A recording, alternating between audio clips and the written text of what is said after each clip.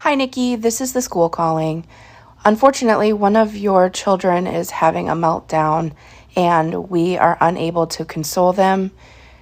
This is the worst meltdown we've ever seen from them, and they are basically hyperventilating. Can you please come get your child so that they can try to regulate?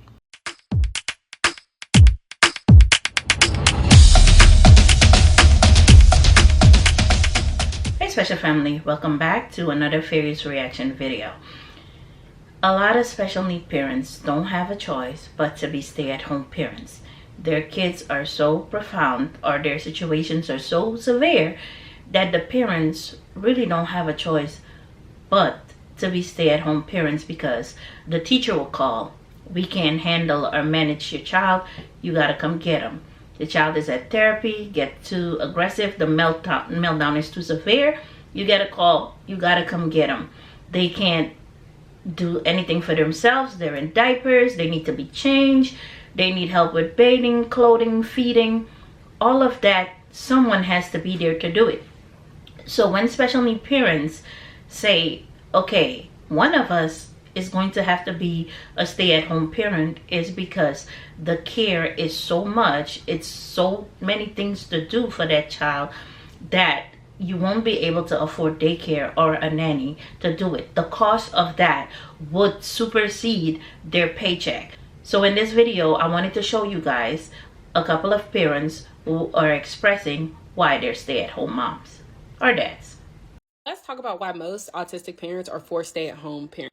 Imagine going to college, doing all that you can do to do the career that you want to do, and realizing that it does not work with your child's schedule. Nobody can literally plan that their children are going to come into this world autistic, and you don't know the amount of therapy that your child may require. And depending on when your child gets diagnosed, their therapy schedule can be a lot of hours. You could be going to ABA, OT, speech, physical therapy if your child needs it. And these are things that people don't talk about. And a lot of these careers don't understand flexibility. As someone who has multiple degrees, a lot of these employers and companies are not willing to work with you just because you have a kid. A lot of people think, just like typical Americans, you're just supposed to put your kid in before care, after care, summer camps, all the things.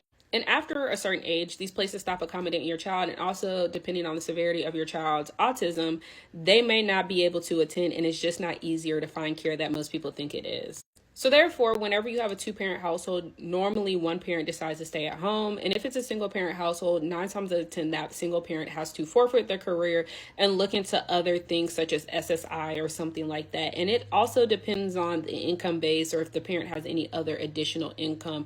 And if they do, 9 times out of 10, they don't qualify for SSI benefits. When I tell y'all, the world does not accommodate autism at all, outside of just the child going to school, outside of the child being included. It is also very much autistic families that are suffering just as much. And I always tell people to be kind to people who have children on the spectrum, because especially if you don't have kids, you truly don't know if your child can come into this world with autism, because it's something that you cannot predict. It's something that they still don't understand what is the root cause of autism. So therefore, it could just much as be you that is experiencing some of the struggles that autistic parents are experiencing. So I always tell people, if you especially work with children or families, to be super kind to people who have autism and their families, because you just never know. Today was just confirmation that me leaving my job and deciding to be a stay-at-home mom was the right decision. And I went back and forth with myself, and I questioned for months if this was the right thing to do. At first, I was thinking about everything that I gave up. I thought about, dang, I'm giving up, my financial independence right now. I'm giving up $2,000 plus paychecks. I'm giving up, the seniority. I thought about everything that I was giving up, or what I'm getting now in return is just so worth it, because I got my baby back. Like, I was so concerned. I'm trying to keep it together. I was so concerned, and I was scared. I didn't know what was going on with my baby. He's so sweet and he's so affectionate, and he had become this kid that I did not recognize. And I worked with him all summer, and I fought for services all summer. And it's like today we had a meeting, and this was the first great meeting that we've had all year. And I'm so thankful. I'm so thankful that I get to be a stay-at-home mom, because I feel like it was the right choice. I got my baby back. I got my baby back. I'm just so elated. What do you do for a living? Full-time caregiver, 100% sit at home. That's my boss there. There you go. Boss, where you going, boss? You okay, boy? Give me 5. Okay. Chill, daddy, okay? I love you. So that's my boss. You keep your boss happy. What do I do for a living? I do whatever that keeps me afloat, but I do it from home because I cannot go to work. I cannot go out. So, you want to go where? You want to go for a drive? Ara? We need to go for a drive with Adam, my boss. Yo, tengok. So as you can see, it's not bed of roses when one of us have to be stay-at-home parents. But what if the household only has one parent? So now you have to make the SSI check and whatever you can do in the mean and in between time. Parents do things like DoorDash. They make videos online. They're content creators. They're thinking about each and everything that they can do in their spare time to make ends meet so they can be a stay-at-home mom for this child. And then some people are, I wish I had it like you. I want to be a stay-at-home mom. It's not all it's cracked up to be, because now we're dealing one-on-one with the meltdowns, with the running around. We're going from this therapy to this therapy to this therapy. If the child has a meltdown, we gotta go take them out of school, pick them up at any random time. I've done that so much that the teacher has called or the therapist had called. I had to leave my job till they told me I gotta go. Yeah, that has happened too. And with most parents, that has been the case.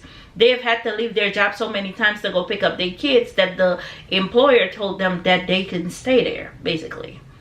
And I wanted to give you some more things that parents are doing to stay afloat as a stay-at-home mom in a two-parent household and in a single-parent household. Because for the single parent, it's twice as hard.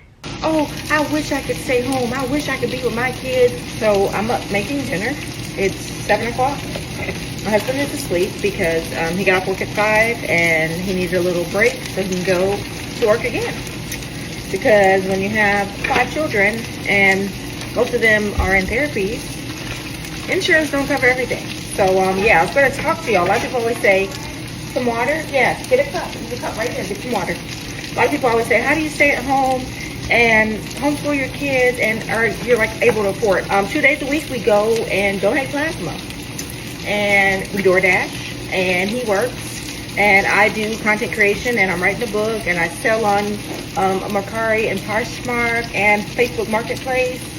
And yeah, so I'm making dinner. The kids already ate. They're good.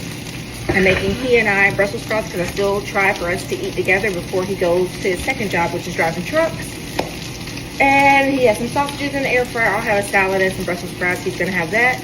But yeah, there's a lot of stuff that you do, and everybody don't live off the system. And if you do, great, run it. If you can't, because we make too much, because he has 2 jobs, we got to have 2 jobs to pay for the 5 kids. And anyways, there's a lot that we do. But be advised, there is a lot more that goes into having children who have special needs, and this is one of the things that we do when we make that sacrifice. It's not a luxury. A lot of people say to me, oh, I wish I could stay home. I wish I could be with my kids. You're lucky you.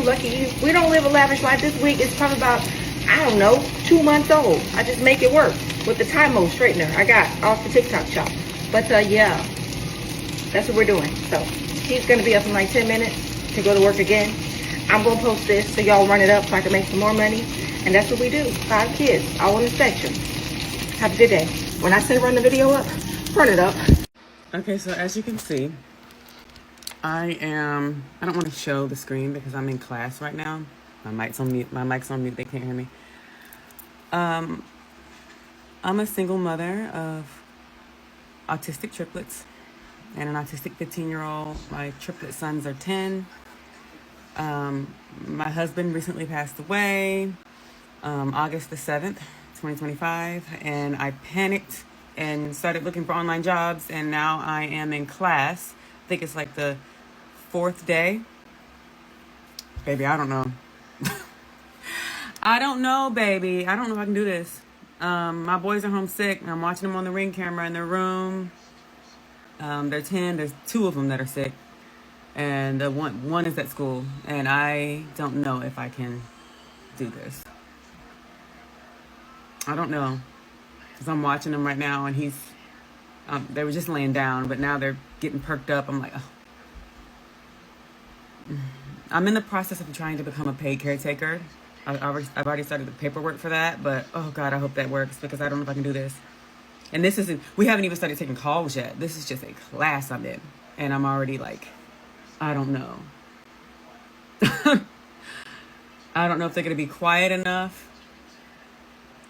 And how can I watch them? Even in class right now. Like, really watch them. Really take care of them, And I have to be in class for 4 hours. This is why, being a paid caretaker.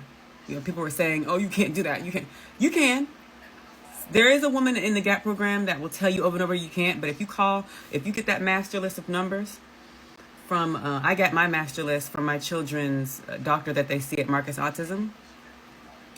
And she sent me a master list of numbers of different people in the GAP program, different companies. And I just went through the line. I just called every single one until I found somebody that said they could help me. I told them about my situation, and they said, yes, we could work on making you their paid caretaker. I have to, because I'm telling you right now, I don't know if I can do this. We don't start taking calls till November. The class takes an entire month. I don't know. Just in class, and I'm like, I don't know, because I'm like thinking about my babies. I'm like, they need to get out that room. They need to,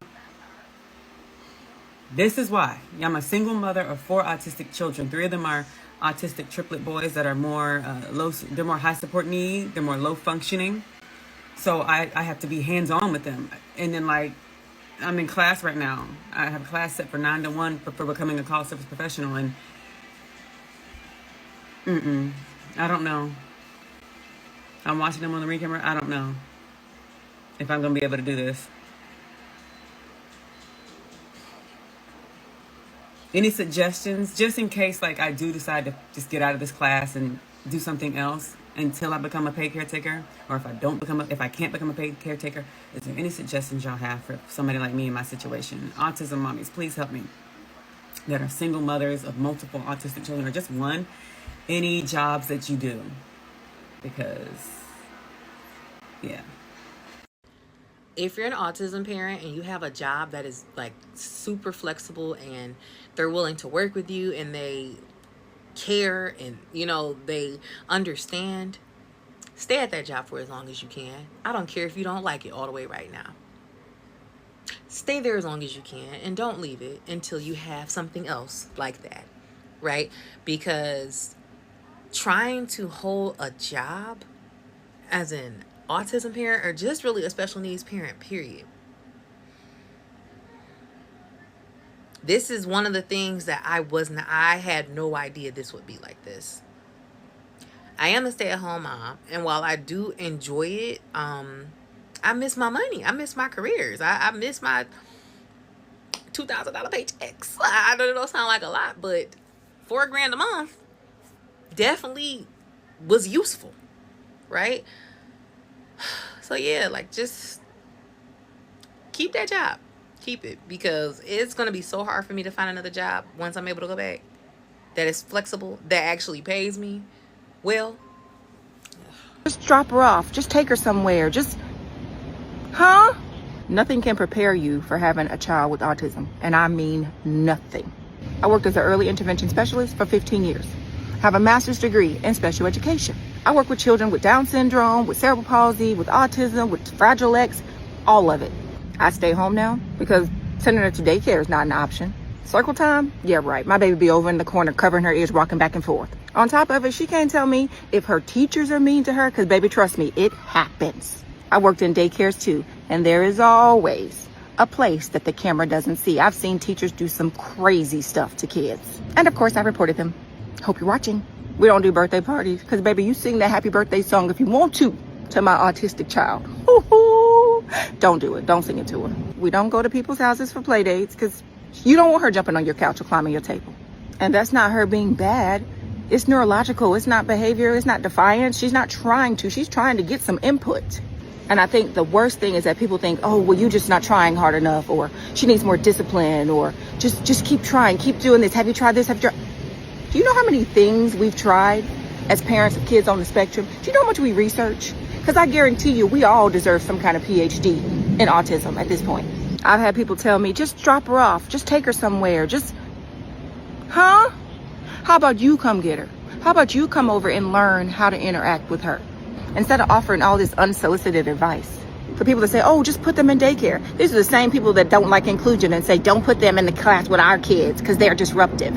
A lot of y'all are afraid to admit that our standard of living and the things that we go through doesn't even begin to meet where you want to be in your life.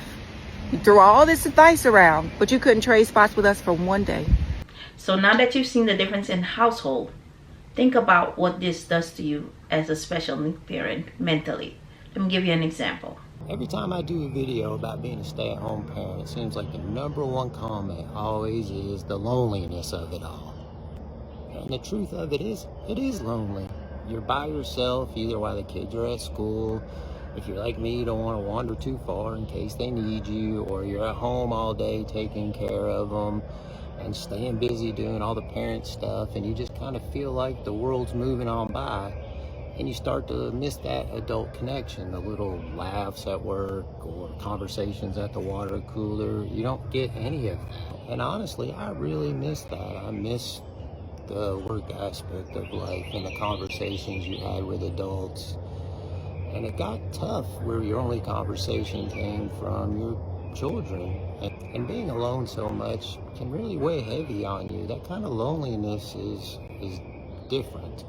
So if you are a stay-at-home parent, I want you to know that I do hear you, and I would like to hear if you've got any tips or tricks for our stay-at-home parents now that helps you combat the loneliness. So when you see special needs parents that are stay-at-home moms or dads, don't think it's a bed of roses.